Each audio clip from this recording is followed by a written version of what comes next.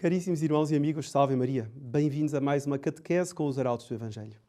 E neste itinerário quaresmal, somos convidados a meditar sobre vários aspectos da nossa vida, dentre os quais os pecados, os vícios, os defeitos.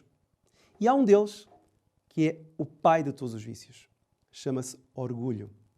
É o mais entranhado deles todos. E há um grande problema que ele nos traz. É que o orgulho cega.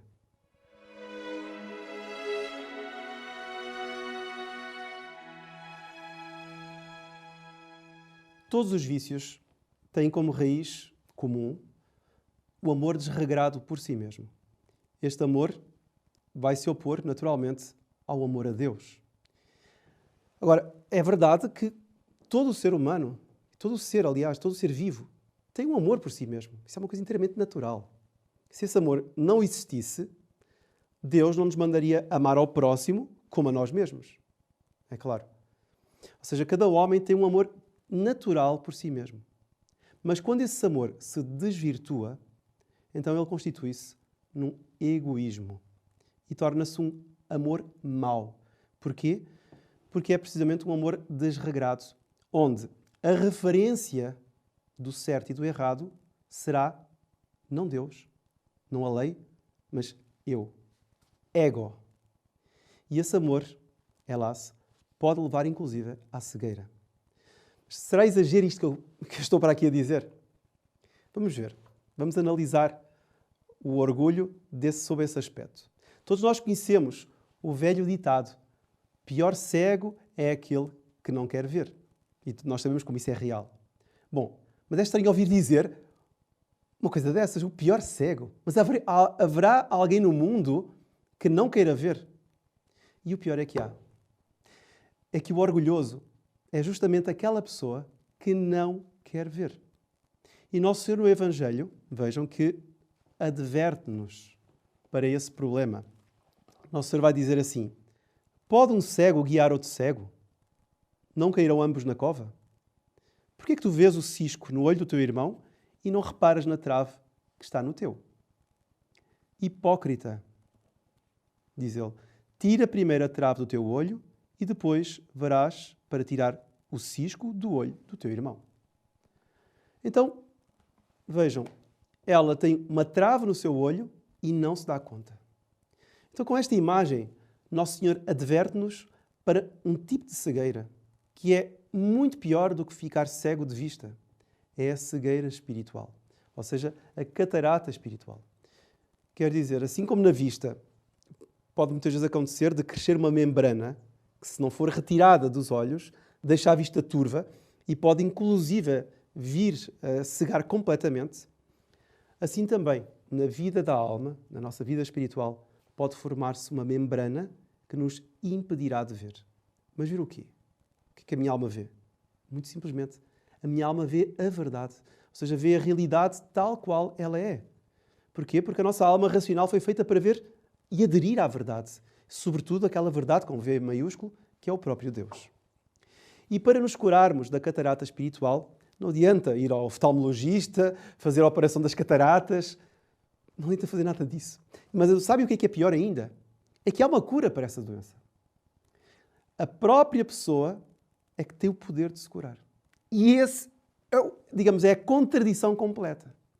Quer dizer, há cura, só que tem de ser a própria pessoa a curar-se. Mas como ela pensa que vê, ela não precisa. E por isso é que diz o ditado: o pior cego é aquele que não quer ver. E por isso é muito importante, caríssimos irmãos, nós rezarmos muito uns pelos outros. Porque muitas vezes nós temos dificuldade em ver a realidade. Perdemos a noção da verdade. Mas vamos ver aqui mais um exemplo que nos é dado no Evangelho de São João. Nosso Senhor acaba de curar o cego de nascença. Mas alguns não ficam muito agradados com isso. E Nosso Senhor vai dizer então: eu vim a este mundo para fazer um julgamento, para que os que não veem, vejam, e os que veem se tornem cegos. Ora, porquê isto? Ficar cegos. É que os escribas e fariseus julgavam-se os únicos conhecedores da lei. E por isso, diz o próprio Evangelho, que alguns fariseus que estavam com ele, estavam junto a Nosso Senhor, ouviram-no e perguntaram: também nós somos, por acaso, cegos? E Nosso Senhor vai-lhes dizer: se fosseis cegos, não teríeis pecado. Não terias culpa, não é? Mas agora pretendeis ver e o vosso pecado subsiste. Ou seja, o vosso pecado permanece. Então, Nosso Senhor está a chamar-lhes a atenção que eles pensam que veem, eles acham que veem. E Nosso Senhor increpa-os de uma forma impressionante. Pois eles veem as obras realizadas pelo Salvador, veem com os seus próprios olhos os milagres e, no entanto, consideram-no apenas do ponto de vista natural e não veem a divindade, não veem o Messias. Eles ainda virão, conta-nos o Evangelho de São Mateus, eles virão pedir milagres, mas Nosso Senhor dirá: nenhum sinal lhes será dado. Porquê? Porque não adianta. Eles não aceitam a verdade.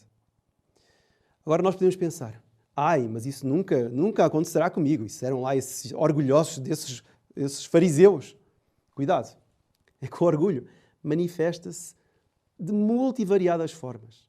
Desde situações corriqueiras, situações banais, querer fazer prevalecer a sua opinião. Eu é que sei, os outros não entendem nada disto, ressentimentos, enfim, não querer nunca dar o braço a torcer, invejas. Podem ser milhões de modos através dos quais se manifesta o orgulho. E este orgulho leva-nos a ver as coisas somente do nosso ponto de vista. Às vezes até são ideias fixas, que podem inclusive levar a extremos, a obsessões horrorosas. Bom, e é por causa disso que se diz que o pior cego é aquele que não quer ver. Não é que a pessoa deixe de ver as coisas, claro, não é isso. Ele vê o mesmo que os outros. Mas é que o orgulho cega de uma tal forma que a pessoa não consegue analisar mais as coisas de acordo com critérios da justiça ou com os critérios de Deus. O critério de interpretação da realidade será ela própria, a sua impressão. Por exemplo, enfim, na vida sacerdotal já me aconteceu muitas vezes de falar com pessoas em litígio e que tiveram discussões, etc. Ambos pessoas lúcidas, pessoas inteligentes. Uma pessoa conta a situação toda. Ela conta como foi, O outro ou outra conta a situação toda. E os relatos não batem. Como é possível? Então, foi um acontecimento que se deu naquele dia, naquela hora, naquele lugar, com aquelas pessoas, estavam lá, conversavam, etc. E apresentam versões diferentes. Mas como é que é isso? É que muitas vezes a pessoa que é orgulhosa começa a ouvir palavras, começa a ver intenções, tira conclusões e narra então toda uma situação que não existiu. Ela estará a mentir? Olha, não sei. O que é certo é que a verdade foi só uma e alguém ali não viu a verdade. Ou seja, o egoísmo é que vai dar interpretação, uma interpretação puramente emocional e egocêntrica das coisas. E resultado, a pessoa fica cega para a realidade. Então, por exemplo, quando uma pessoa recusa-se a aceitar uma correção, às vezes qualquer correção que lhe vem, quando não admite nenhuma falha que eventualmente lhe seja indicada, ela jamais reconhece ser passível de erro na sua conduta. Então, isso é uma demonstração de que realmente a pessoa perdeu a noção da verdade. Às vezes acontece até, no meio dos católicos. Quando dizem, não precisam de ir à missa, não precisam confessar, não precisam de rezar. Não precisam porquê? Foi Deus que mandou fazer isso? Não foi a Igreja também que prescreve fazer isso? É verdade. Mas é que não adianta. É que eles sabem, mas eles constituíram-se o Deus de si mesmos. Ou seja, eles não seguem mais o que Deus determinou, seguem os seus próprios critérios. E esse é um problema que pode vir até desde o berço. Há casos, eu lembro-me, por exemplo, de um caso de um jovem que foi advertido que não podia mexer num determinado objeto, numa viagem. Estávamos 80 pessoas nessa viagem. Ele não podia mexer, aliás, ninguém podia mexer. Entretanto, ele mexeu e foi chamada a atenção. Fulano, você mexeu em tal coisa? E ele disse, não mexi. Mas vieram-me avisar que você mexeu. Não, mas eu não mexi. Então foram chamadas as pessoas que viram e no total eram 60 pessoas. As 60 pessoas disseram, nós vimos o fulano a mexer naquilo. Fulano, você mexeu? Não mexi. Como é que é possível? Ou seja, foi tal o mimo que era impossível a essa criança errar. Porquê? Porque os mimos cegaram. Os mimos colocaram-na num patamar por onde a realidade, a verdade, é aquilo que ela acha. E por falar em juventude, nós vemos que hoje em dia os psicólogos advertem enormemente as famílias, os casais. Faça todas as vontades à sua criança e prepare-se. Você está a alimentar em sua casa um tirano em potencial. Porque isto aqui não é uma questão de autoestima. É um problema até de subestima. É que ele vai só olhar para si.